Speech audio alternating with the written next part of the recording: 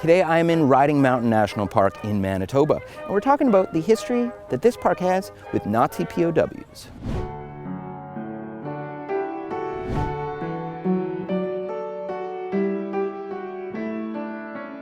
Now, if you're walking down the main strip here in Riding Mountain National Park, it looks almost identical to how it did decades and decades ago. But the tenants that were here prior were very different.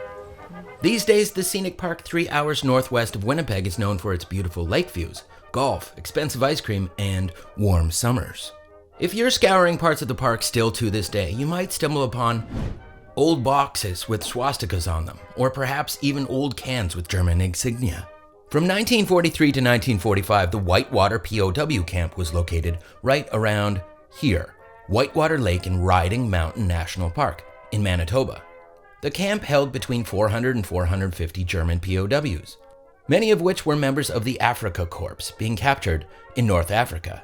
Tens of thousands of Nazi prisoners were held across Canada during World War II, everywhere from Medicine Hat to Lethbridge to Sherbrooke to Gravenhurst. But what made the Whitewater POW camp an outlier was that it was the only known one in North America that didn't use fencing to keep the prisoners inside. The other very controversial aspect being the somewhat cozy relationship the prisoners maintained with some of the staff of the camp and some of the neighbors surrounding the camp. German POWs were housed, fed, and received mail in accordance with the Geneva Convention, the international agreement on the treatment of war prisoners.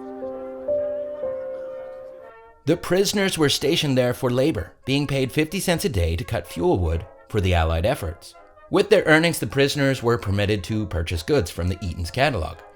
The German Red Cross was also permitted to send certain goods to the prisoners, leading to what I mentioned before, people to this day occasionally finding small goods and packaging embossed with German logos.